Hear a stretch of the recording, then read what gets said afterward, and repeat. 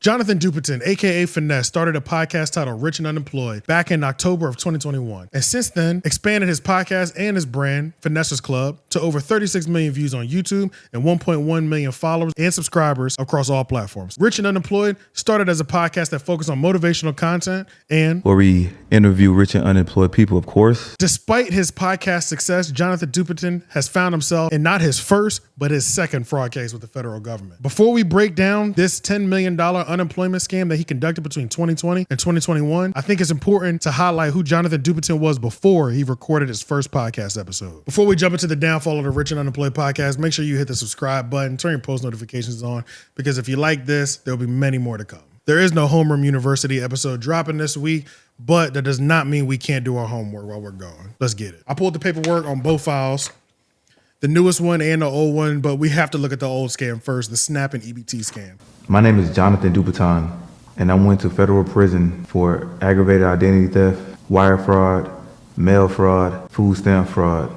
I'm very, very ambitious. There's an article like on justice.gov about his first SNAP EBT scam. Convenience store owner sentenced to food stamp fraud and identity theft. Jonathan and Stephanie Dupiton have been sentenced to using stolen identities to steal over $395,000 from the U.S. Department of Agricultural, pretty much SNAP. I'm not about to read the whole thing. Defendants illegally obtained SNAP benefits for themselves, and they cashed them at stores they owned in several Georgia communities. This is the cold part about the whole thing. These stores weren't real. They were all fake stores. I'm gonna just like simplify this and break down like the actual scam that he was running. They created two fake grocery stores. So the first store, J Good Groceries, started in June 2024. And then in March of 2025, that's when Stephanie registered her store. So they gave it like a solid year. They was like, oh, this worked. It's time to double up. We're doing all right right now. I'm very, very ambitious. Then they registered so that those stores can receive food stamps. Then what they did next was they stole the identities of other people. I don't know how they got these identities, but however, like identity stealers do this, that's what they did. Then they created EBT accounts for them. So, and then they would swipe those transactions at their fake grocery stores and cash out on. $395,000 was acquired within this like 2-year period. They got caught doing that. I think Jonathan did about 3 years, 9 months. When he got out of jail, he was on house arrest, because I remember when this podcast first started, it was low key like countdown episodes for him to get his ankle monitor off. It's like, he was gonna do a meet and greet, all type of stuff like that. You're about to be off house arrest. On what day is it? Thursday the 25th. What are your plans? I plan on having a meet and greet. Oh, wait, what the fuck? Wait, I don't think he was out for a year before he started the unemployment scam. And he was getting to it, god damn. But long story short, that's rolling right into COVID. Not only is he on house arrest, but like the world is on house arrest. The second case is crazy. For the unemployment scam, this started July 27th of 2020 and it ended April 30th of 2021. The indictment was filed February 25th of 2025, which if you look at his page, he's been like lackadaisical over these last 10 months. Obviously, he probably knew they were starting to look at him or whatever, because they running it back from like 4 years ago. The defendants in this case are Jonathan Dupiton, aka Anthony Watts, Kadir Williams, Emmanuel Dupiton, and Carmen Bell. How the scam work? Stolen identities were obtained through real people's names, date of birth, and social security numbers without consent. See, he's doing it again. He can't help himself. He thinks of these good plans and immediately he's like, it's time to steal some niggas' identity. Fake applications were submitted through the fraudulent unemployment insurance claims online through the California Unemployment Department. And they were pretending to be eligible residents of California, even though he was all the way in Georgia. Now, to be fair, they did use VPNs to hide their true location and avoid any detection.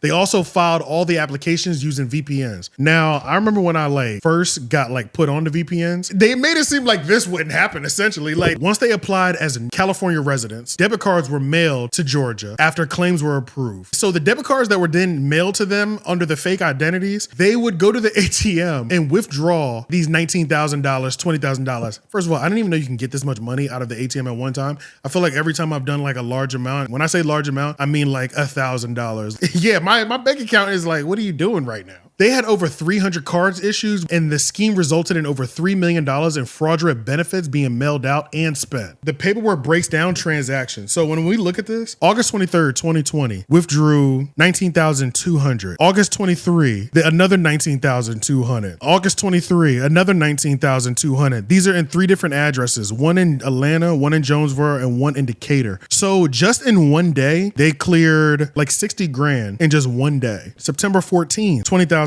September 16, 2020, 19,200. These getting money. Like September 21st, 19,200. October 4th, 2020, 19,200. October 13th, 19,200. Like they're just clearing like $40,000 to $60,000 or within like 2 to 3 business days. Like it's just casual. These penalties are severe. He's already a second offender on top of that, so I don't know how much worse it's gonna get for him. Aggravated identity theft. This is another mandatory 2 years. So we know at this point he's gone for 2 years, just like last time. Let's pay attention to the actual timeline. He was running the actual scam where he just came up crazy from July 27th, 2020 to April 30th, 2021. Jonathan's first podcast in terms of the rich and unemployed doesn't drop until October 2021. Keep in mind, this indictment doesn't come down until February 25th, 2025. Police play a dirty game. So they let him live his best life, start this podcast, get successful, go viral back to back, but they let him feel real comfortable because the statute of limitations is like 5 years. They essentially had 14 more months. They're like, okay, we're right on the back end of that 5. Let's go ahead. Let's go get that now. He thinks he's good already. No, 5 years is up. So they went and got him at 4.5. The Rich and Unemployment podcast is already kind of an interesting podcast. And the reason it kind of rose in popularity is because it still held on to the essentials of motivational and talking to people that are unemployed. They're not unemployed, they're business owners. Because he lived this like really flashy lifestyle, it was actually able to work in parallel to the red pill manosphere movement that was happening. He was able to kind of blow up within that. It was about, men, get your stuff together and motivation, like scammer motivation. From now on, don't nobody talk to me directly. You understand? You got business with me. You talk to Huey. Huey, you talk to me. You got it? All right. Damn it, never on the phone. You got it? I got it. All right. During the whole like red pill thing, you would never know that they were supposed to actually be helping men be better because it just seemed like it was these for so consistently. It's only 2 sexes in this world, male and female. Without any females, we got niggas. What I'm gonna do with a bunch of men? Y'all wanna treat women so bad that y'all forget about them. If there was no women on this earth, what the fuck would we be doing? Y'all need to act like that. Stop treating women so fucking horribly, bro. Put some time and emphasis on the women that you really fuck with, that women that fuck with you. Stop treating women so badly. Do nice things for them. Be romantic. It's all right. It's okay. It's okay to be soft. You don't have to be hard all the time. It's okay to be soft when you're with women because that's what women are for. And he also kind of adapted some of these, some of the content styles that were happening around the time. What was really popular during that was like a panel style. He incorporated that. Every morning you make it 250? I promise you. He said, don't take If I had my cell phone up here, I would show you the message where he said, don't get the phone. Go get the phone. Because this is also something important to note about his podcast rise during that time period. I've always said there's 2 different types of podcasts. There's podcasts that are kind of the pure and essence of podcasts where you have like audio numbers and you have like real listeners that are invested in you for the 30+ minute experience up to 2 to 3 hours. During COVID and just with TikTok and things of that nature, there was a new level of podcasting success where nobody had to watch your whole 30-minute podcast, your 2-hour podcast, as long as your clips were hitting. So, and his TikToks, I think he had like 6 million likes or like 9 million likes, something. I'm going to put it on the screen. I mean, I would say some of the pioneers of that, Crash Dummy Podcast, Shits and Gig for sure. But one thing I think that made him kind of set himself apart, the uncensored version of a show. Him and the girl in a king-size bed. This is like way before Bobby Altoff and Drake were like laying in the bed. He would have these essentially like IG baddies or just like reality TV baddies in the bed or even like OF girls. He'd interview them, but he would about relationship questions, stuff like that, but he'd essentially just be flirting with them. Very funny. Thank you for having me. I ain't had you yet. I mean, you had me here. Yeah, you want this couch. I feel the energy of other things. Yeah. Like when I stand there, I feel like Hakuna Matata. Like I felt like that. Like I feel like you come in on this couch. If the lights is off, like if this ain't set up, it's like boom, boom, boom, boom, like a spiritual like stuff be going on here. Sean, come turn the lights off. It gets crazy in here, don't it? Yeah. Sean. I could tell. John. This like a mini twin size. John. This like when your mama left you with a crib by yourself. Mm-hmm. John. It happens here. Hit the lights. It gets crazy in here. The lights, fam. Hit the lights. The other one. All of them. Everything. I want to see if the drums come on. There's gonna be some drums, all right. Let me fix myself. So if I took you to In-N-Out. Yo, what the fuck is you doing? What are you doing? What are you doing?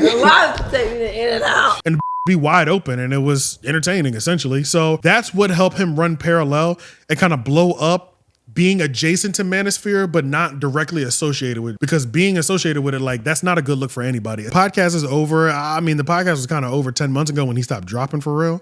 But now he's in jail. He did release an episode via Jail Call. Jail Call podcast. I don't know. People have tried to do it a lot. It's just, it doesn't work. I'd rather hear a jail call on a rap song than a 15-minute jail call on a podcast with terrible audio. It almost sounded like the nigga was holding the phone. It's interesting how he's talking, how terrible it is. The food's fucked up. Ain't nothing on the store menu healthy. You know what I mean? All this shit's some bullshit. Chips, fucking candy, fucking crackers, soda. Like, if they really care, like, what a fruit at, man. I mean, like, what a fucking organic orange juice, what a coconut water. These young niggas' mindsets their mindsets ain't right. And then it looks like it's actually like a new series. But some of these niggas are so fucking lost, bro. They don't make no fucking sense. It's like they haven't seen the world yet. I mean, they really ain't accomplished nothing yet. I be wondering what be going through their mind. Like, you know what I mean? Like, that money is an evil fucking thing. An evil fucking thing, bro. Have you doing some shit that you know you ain't supposed to be doing? Have you turning your dog? Have you reverting back to the bullshit? And I ain't judging nobody's shit. I'm in this motherfucker too. Federal Finesse. That's the name of like the new series, which will be him in jail. So in summary, Jonathan Dupiton is a real life scammer. Rich and Unemployment podcast is officially over. It has birthed Federal Finesse though. Maybe we want to watch Federal Finesse. Probably not. If it's going to be the jail call, I don't even watch Suge Knight. I'm not watching that either. Like, I don't care. I'm not listening to that for 30 plus minutes at a time. I'll keep you updated as well on what he's going to do, how he's going to beat this case. I appreciate you watching the downfall of the Rich and Unemployed podcast. Make sure you subscribe, hit the like, leave a comment. How many years you think he's going to get? Will he be able to stop scamming whenever he gets out? Is this an addiction to scam? Will he be able to get out and just be a regular civilian, tax-paying, no scam type of guy? I don't know.